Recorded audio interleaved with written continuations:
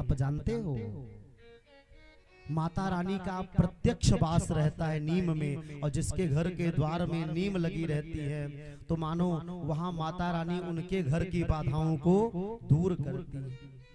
और नीम एक ऐसा वृक्ष है, विज्ञान कहता है कि नीम का पेड़ जो है 24 घंटे ऑक्सीजन देता है, पीपल का पेड़ 24 घंटे ऑक्सीजन देता है, तुलसी मैया का वृक्ष 24 घंटे ऑक्सीजन देता है।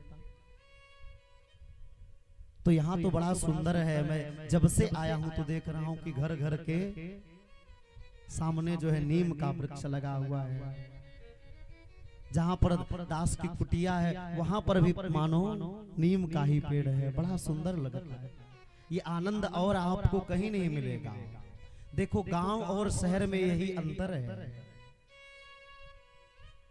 गुरुदेव भगवान कहा करते थे कि ग्रामे वसति देवा नाम, गांव में कौन रहता है, कहा देवा नाम, और नगरे वसति पिशाचा नाम, नगरों में कौन रहते, कहा पिशाच रहते। पूछा क्यों? क्योंकि शहर में ना कुल देवी होती, ना कुल देवता होते, ना डीह बाबा होते, ना कुल बहू होती, ना कुल गुरु होते, ना कुल पुरोहित होते। शहर में कौन किसका कुल गुरु है बताओ? कुल बहू होती है शहर में, कुल देवी होती हैं, कुल देवता। तो शहरों में तो न कुल देवी का पता, न कुल देवता का पता, और न कुल बहू का पता। पता ही नहीं चलेगा कि कौन सास है कौन बहू है, दोनों एक जैसे रहती है। कम से कम गांव में ये मर्यादा तो बनी है, शहरों में ऐसा नहीं। तो ये गांवों में है ना, मानो यहाँ पर कुल देवी का, और भारत जो है वो गांवों का ही प्रधानता है। इस प्रकार से मानो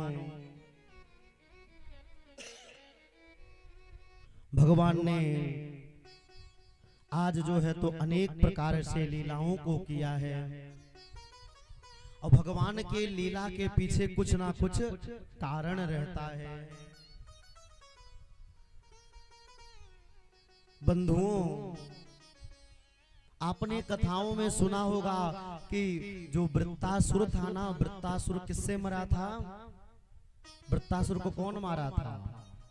देवराज इंद्र ने। और मरा कैसे था? तो कहा कि दधीची बाबा ने अपनी हड्डियों का दान दे दिया था। जब राष्ट्र पर संकट आया, देश पर संकट आया, तो हमारे यहाँ ब्राह्मणों ने अपने शरीर का भी, और शरीर की बात छोड़ दो, अपनी हड्डियों का भी दान दे दिया। ये वो भारत वर्ष है